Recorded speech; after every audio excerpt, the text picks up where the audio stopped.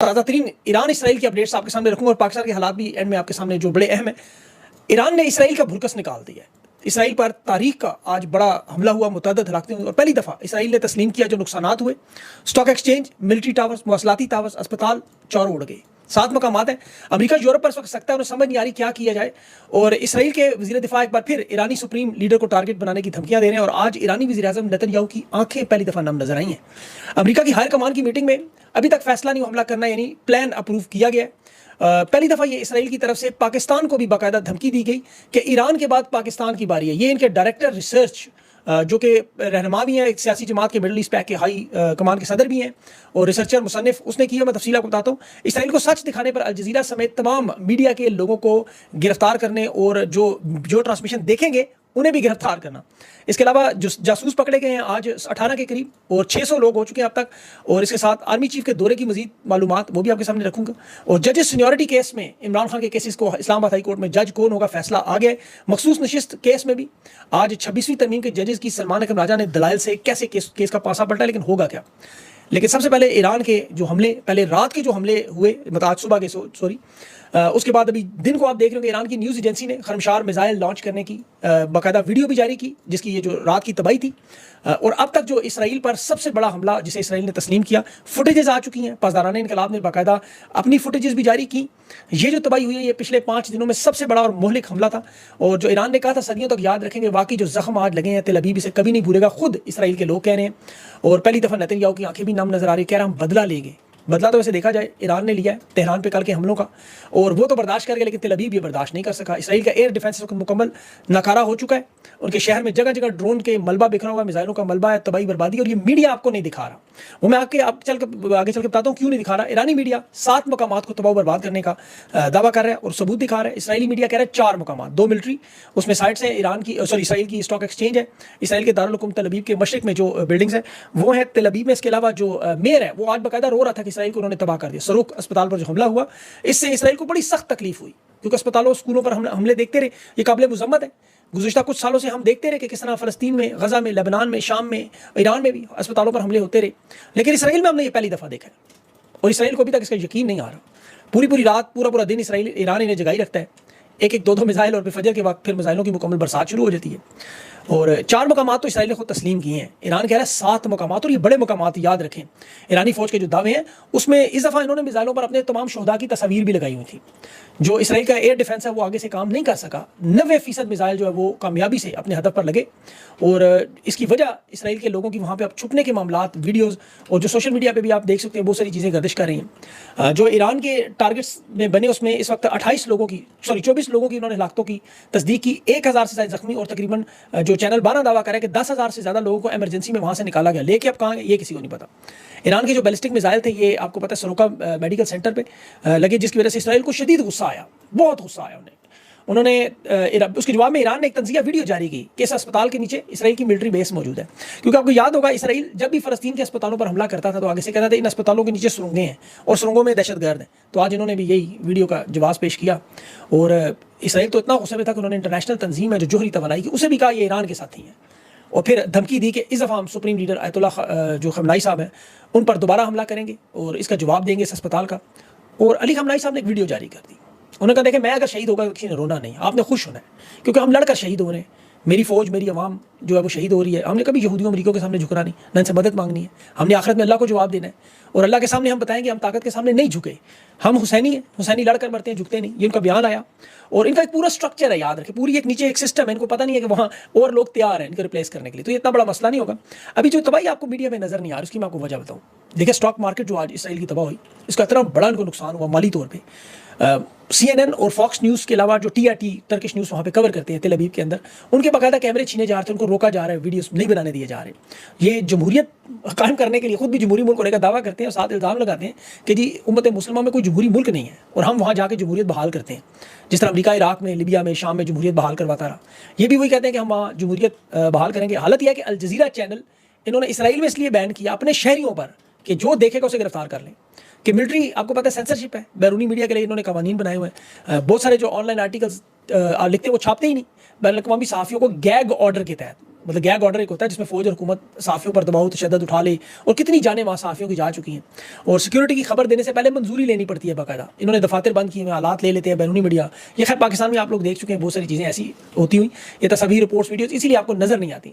और अब अमेरिका की तरफ से ट्रंप ने प्लान तो अप्रूव कर दिया, लेकिन फैसला नहीं हो रहा कि हमला करना है कि नहीं। सीनियर अफसरान की जो मीटिंग हुई उसमें बाकायदा तौर पर जो रात का ताज़ा तरीन हमला हुआ, उसके बाद सेंटाकॉम के जो चीफ है माइकल किराला, जिनकी पाकिस्तान के आर्मी चीफ से काफ़ी अच्छी दोस्ती भी है, अमेरिकी कांग्रेस में उन्होंने बड़ी तारीफ भी की थी, आपको याद हो, वो इस हमले के हामी हैं कि ईरान पर अमेरिका को हमला करना चाहिए। और डोनाल्ड ट्रंप की बात बड़े गौर से सुनता है। अमेरिका के सेनेट में आपको पता है, लेकिन जो लोग हैं वो और दूसरे जो अजीम मुल्क मेक अमेरिका ग्रेट वाली टीम, वो इन हमलों पर तैयार नहीं है। तो इसलिए फैसला नहीं हो रहा करना क्या है। इसराइल की पूरी कोशिश है कि अमेरिका एक दफ़ा इस जंग में आ जाए, क्योंकि अब वो ये बात समझ चुके हैं अकेले इनके बस का काम नहीं है। वैसे तो 44 मुल्क उनके साथ हैं, लेकिन अब बरतानवी एयरक्राफ्ट HM मिशन जो क्वीन एलिजबेथ दरियाई नील से रवाना हुआ, उसके भी मंजिल का नहीं पता चल रहा कि ये दबाव बढ़ाने के लिए किया जा रहा है या हकीकत में बरतानिया भी कूद पड़ेगा इसमें। अब ईरानी सदर से आज ये सवाल पूछा गया कि अगर ये तमाम ममालिक इसराइल के साथ इकट्ठे हो गए, अमेरिका ने हमला कर दिया, तो आप क्या करेंगे। उसने जवाब में एक बड़ा ज़बरदस्त तुर्की की ज़बान में एक शेर पढ़ा कि मर्द बनो, सिलाब तुम्हें बहा के ले जाए इससे ना डरो, शेर के खौफ से लूमड़ी के साए में ना बैठो। यानी इसका मतलब यह है कि इज़्ज़त और गैरत पर कभी समझौता ना करें, कमज़ोर मकार इंसान से रहमो करम कभी सोचे भी ना, कुर्बानी देनी पड़े तो कबूल करें, और गैरत पर अपना कभी समझौता ना करें। ईरान शायद दुनिया का वाहिद मुल्क है जो कभी किसी जंग में के साथ किसी ने नहीं दिया, तन तरहा लड़ते रहे। सदर प्यूटन ने भी एतराफ़ किया कि हमने ईरान को पेशकश की, लेकिन ईरान ने इनकार कर दिया। इससे पहले भी मुश्तरका मिसाइल प्रोजेक्ट्स में भी रूस ने कहा हम आपके साथ काम करते हैं, उन्होंने कहा जी हम अपने मिसाइल खुद बनाएंगे। तो रूस इस लिहाज से हालांकि बड़ा अहम है कि 2 जो न्यूक्लियर साइट्स हैं ईरान में, वो ईरान के अंदर, उसमें 200 से ज़्यादा रूस के माहिरीन ने ईरान के साथ काम किया हुआ है, लेकिन मिसाइल प्रोग्राम पर ईरान ने उन्हें मना कर दिया, तो खुद किया। और वो अब नज़र आ रहा है हमारे सामने दुनिया के कि खुद कफालत से उन्होंने कैसे इतनी बड़ी टेक्नोलॉजी बना ली। इस्लामी ममालिक से वो दरख्वास्त करते हैं कि आपकी हमें ज़रूरत नहीं है, लेकिन आप इन हमलों में इनका साथ ना दें। अभी जो इसराइल के जहाज़ों को फ़ज़ा में ईंधन फराम किया जाता है, वो फ़ज़ाई हदूद सारी उम्मत मुस्लिमा के ममालिक में आती है। और इस बात पर आप देखें तमाम माहिरीन मुत्तफ़िक़ हैं कि ईरान के पास भी अब कोई ऑप्शन नहीं है कि वो इसराइल को ख़त्म किए बगैर अब आगे बढ़े। इसराइल भी इस चीज़ का अंदाज़ा हो चुका है उन्हें इन 5 दिनों के अंदर, और इसीलिए वो रोकने का ताकत को सिर्फ एक ही हल है उनके पास कि वो सरेंडर करें। अभी तमाम मकामात जो ईरान की रेंज में हैं, और अमेरिका को भी अब पता चल गया उनके लिए कुछ नहीं कर सकते। जंग बंदी की दरख्वास्त अगर होगी तो वो इसराइल की तरफ से ही होगी, क्योंकि ऑप्शंस उनके पास भी खत्म होते जा रहे हैं असलहे की तरह।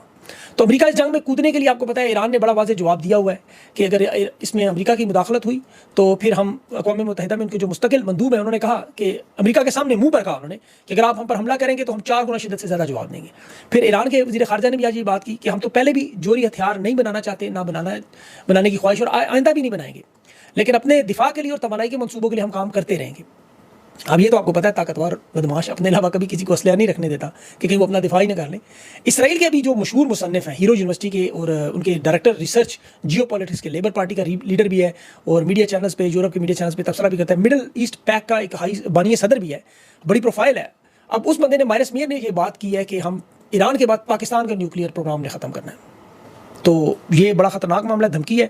मोसाद के भी नेटवर्क को ईरान ने पकड़ा, 18 के करीब लोग गिरफ्तार किए हैं। अच्छा, यहाँ बड़ी इंटरेस्टिंग चीज़ के ज़ायरीन के रूप में आने की बजाय यूनिवर्सिटियों में पढ़ने वाले तालिब इल्म मोसाद के निकल रहे हैं, और उसमें बड़ी अक्सरियत में उन्होंने जो पकड़े हैं वो 20,000 से ज़ायद, वहाँ पे आपको पता है जो अफगान नेशनल है और दुनिया के मुख्तलिफ ममालिक से, इस्लामी ममालिक से लोग पढ़ने आते हैं, उनमें मोसाद के बड़े एजेंट पकड़े और 600 के करीब उन्होंने गिरफ्तार किए हैं। ये एक बड़ी, अब उस पर मजीद अपडेट्स भी आएंगे, वो मैं अगले वीलॉग में रखूँगा कौन कौन से मुल्क हैं वो। अब पाकिस्तान के हालात भी बड़े अहम है, क्योंकि आर्मी चीफ की बड़ी अहम मीटिंग डोनाल्ड ट्रंप से हुई, और बज़ाहिर तो नज़र आ रहा है कि इस्टेब्लिशमेंट माजी की तरह इसराइल की ईरान की मुश्तरका जो आपको पता है सफ़बंदी का मामला है, और इसराइल को पाकिस्तान से याद रखे कोई ख़तरा नहीं है, वरना अब तक उसका सदबाब कर चुके होते हैं। वो कह रहे हैं इसके बाद बारी है, लेकिन हम उनके सामने सरेंडर कर चुके हैं, ये बात अब नज़र आ रही है। डोनाल्ड ट्रंप ने जो बात की, नेतन्याहू, मैं और आर्मी चीफ ईरान के मामले पर सेम पेज पे मुतफ़िक है। अब ये आर्मी चीफ ने जो बात की, ईरान पर हमला जो है वो नहीं कर सकते पाकिस्तान की तरफ के साथ मतलब उनके इसराइल के साथ मिल के, तो ये तो लाजमी सी बात है, मुसलमान मुल्क है। और उन्होंने दोनों ने एक दूसरे की तारीफ भी की। आर्मी चीफ ने बहुत सी बातों से इतफाक़ किया, जैसे जंग अच्छी नहीं होती और अमेरिका और ईरान के दरमियान जंग नहीं होनी चाहिए, ये भी उन्होंने बात की है। ये वाइट हाउस की तरफ से आपको पता है बात भी आई है, उन्होंने ईरान की जंग की मुखालफत की है और भारत से जंग पर शुक्रिया अदा किया। अब इसमें बहुत सारी चीज़ें जिसमें डोनाल्ड ट्रंप को जैसे नोबल इनाम, नॉमिनेशन, दौरे की दावत, और ट्रंप के साथ जो लोग थे मार्को रूबियो आपको पता है, और मशरिक़ वस्ता के नुमाइंदा स्टीव विटकॉफ। अब स्टीव विटकॉफ का बेटा जैक विटकॉफ अभी हाल ही में क्रिप्टो करेंसी पर पाकिस्तान आया था, इसीलिए वो एक नौजवान है ना, बिलाल पता नहीं नाम उसका पूरा क्या, वो इसीलिए नजर आते हैं, वो इन दोनों में उनका मेहल बड़ा अहम किरदार है, इसीलिए वज़ीर ममलकत भी बना दिया जाता है। हामिद मीर साहब तो कह रहे हैं कि आर्मी चीफ के इस दौरे पर पाकिस्तान इंडिया के तनाज़ुर में बात हुई, ईरान का मामला डिस्कस नहीं हुआ, और ना ही इमरान खान के मुतालिक को जिक्र हुआ। लेकिन ये मानना ज़रा थोड़ा मुश्किल है, क्योंकि पाकिस्तान की एक तारीख है पूरी, इस खित्ते में जब भी जंग छिड़ी हमेशा हमारी इस्टेब्लिशमेंट ने अमेरिका का साथ दिया, और पाकिस्तान में फिर इनकी जो लाई हुई हुकूमत है वो आपको पता खुशखबरियों के नाम पे, डॉलरों के नाम पे भंगड़े भी डालते रहे। अभी भी वही कह रहे हैं, अब तो बल्कि वो सोच रहे शहबाज शरीफ पार्टी के आर्मी चीफ वापस आए, इनको इस्तकबाल कैसे करना होगा। 5 सितारे तो उनके पास पहले से मौजूद है, 6ठा सितारा कैसे देंगे। इमरान खान आपको याद होगा अमेरिका में अक़वाम मुत्तहिदा की जब तकरीर से वापस आए तो बड़ा अजीम शान इस्तकबाल हुआ था। ये चाह रहे हैं उसी तरह का उसकी कमी पूरी करें, लेकिन खान तो आपको पता है खान ही है। अमरीकी सफ़ीर के वो अल्फाज ही काफ़ी हैं जिसमें उसने इमरान खान को एब्सोल्युटली नॉट कहने की बात कहा। अब इसे कोई नहीं बचा सकता, और अभी अल्लाह ने बचाया हुआ है, आगे भी वही बचाएगा। एब्सोल्युटली नॉट का मुकाबला इन्होंने एब्सोल्युटली येस से किया है। व्हाइट हाउस की इस मुलाकात के बाद कुछ लोग समझ रहे हैं इमरान खान की रिहाई रिलीफ का बाब बंद हो गया। देखिए याद रखें, हमारा रब वो है जो यूसुफ अलैहिस्सलाम को कैद खाने से निकाल के तख्त पे बिठा गया। कब करना है, कैसे करना है, ये वो जानते हैं। उसका अपना एक निज़ाम, एक सिस्टम है। आप लोग इसकी फिक्र ना करें। आप फिक्र करें ये जो बदकिरदार बदबूदार लोग आपके ऊपर अल्लाह ने सज़ा के तौर पर डाले हुए हैं, जो अपने आप को जमहूरी कहते हैं, ये सज़ा है हमारे लिए। यकीन करें अगर इन लोगों के अंदर ज़रा सी शर्म और गैरत होती है, बिलावल जरदारी की बात करूं तो ये पूछता कि कल सियासी क़यादत कहाँ थी। सियासी क़यादत को ऐसे बाईपास करके पब्लिक में ऐसे ओपन मीटिंग, ये वो लोग हैं जो इमरान खान को पाकिस्तान में कहते हैं जी इस्टेब्लिशमेंट से बात करता है, चीखे मारते हैं कि इमरान खान इस्टेब्लिशमेंट से क्यों बात करता है। आज अमेरिका भी इस्टेब्लिशमेंट से ही बात कर रहे हैं। इन लोगों की औकात फॉर्म 47 की ये है कि ना सदर, ना वज़ीर आज़म, ना वज़ीर ख़ारिजा नज़दीक तक नहीं आने दिए। मोहसिन नकवी को भी किसी दूसरे कमरे में बिठाई रखा।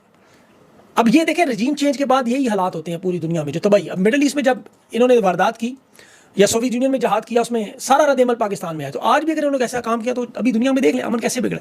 अमेरिका की गलतियों के बाद स्पेन से लेकर बरतानिया तक ये 15 साल हो चुके हैं जो इनकी लगाई हुई जो जंगों की आग का नतीजा हम देख रहे हैं। पाकिस्तान में देखें कितनी तबाही और बर्बादी हम अपनी किताबों में पढ़ते रहे, फिल्मों, आज अपनी आंखों से देख भी रहे हैं। आपको तो याद होगा माजी में सिक्योरिटी के हालात होते थे, हम लोग जहाज़ों के करीब जाया करते थे मुसाफिरों को जब उतारते थे। आज आप एयरपोर्ट्स की दुनिया की हालत देखिए, पाकिस्तान की हालात देखिए सिक्योरिटी की। गैरों की जंग में शामिल होकर 90,000 अपने लोग मरवा दिए, 200 अरब का नुकसान करवाया। आज भी अगर ये उस तरफ खुदा न ख्वास्ता जाने की कोशिश भी करें तो हालात इसी तरह ही होंगे। जिन्होंने उस वक्त वारदात की वो तो मर खप के जहन्नुम के आपको पता आला दर्जों पर मौजूद होंगे, और जो भी पीछे भी इनके बहुत सारे आएंगे, जैसे मखसूस नशिस्तों में जजेस कर रहे हैं। आज देखें सलमान अकरबाजा ने मखसूस नशिस्तों के केस में बड़े ज़बरदस्त दलाइल दिए, केस तकरीबन उड़ा के रख दिया। लेकिन ये 27वीं तरमीम की तैयारी है, और जजेस की सीनियरिटी पे जो फैसला है उसी से आपको मखसूस नशिस्तों का फैसला पता चल जाएगा क्या आएगा। ये कभी भी नहीं देंगे तहरीक इंसाफ को। सुप्रीम कोर्ट में आज इन्होंने फैसला किया कि 15वें नंबर का जूनियर तरीन जज सरफराज उमर सरफराज डोगर ये कायम मकाम के तौर पर काम करेगा जब तक इसका मामला सदर ममलकत फैसला नहीं करेगा। मतलब आप अंदाज़ा करें कि बात आसिफ जरदारी तक है कि वो फैसला करेगा। केसेस सारे इमरान खान के इस्लामाबाद हाई कोर्ट में जाने। अब इस केस में 3-2 से जो जस्टिस नईम अख्तर अफगान और शकील अहमद ने इसकी मुखालफत की, बाकी तीनों जजेस ने हमायत की। तो मखसूस नशिस्तों का मामला भी आप पाकिस्तान की कौम देखें अब क्या है। एक तो इमरान खान ने 2 हफ्तों का ब्रेक दिया हुआ है, ब्रेक जब खत्म होगा उसके बाद देखें ये तो हालात किस तरफ जाते हैं दुनिया के, क्योंकि खित्ते में हमारे साथ ईरान बिल्कुल बॉर्डर हमारा शेयर कर रहा है, तो जाहिर है उस मुल्क में जो कुछ होगा उसके असरात डायरेक्ट पाकिस्तान में ही आएंगे। तो उसके बाद ही पता चलेगा तहरीक के लिए मामला क्या है और किस तरफ जाएंगे और आगे क्या होगा। अभी यकीन करें इतनी गैर यकीनी सूरत हाल है कि इस वक्त किसी को नहीं पता कि आगे क्या होगा, क्योंकि जंग है। सुबह कुछ और होता है, दिन को कुछ और होता है, शाम को कुछ और होता है, कभी एक भारी कभी दूसरा भारी। तो ये मामला कब तक चलता है यही देखना है। आप किसके, ये असाब की जंग भी है, तो बहुत कुछ चल रहा है। अगले वीलॉग में इंशाल्लाह मजीद जो अपडेट्स आएंगी वो आपके सामने रखूंगा। अपना ख्याल रखें, मुझे इजाज़त दें। अल्लाह हाफ़िज़।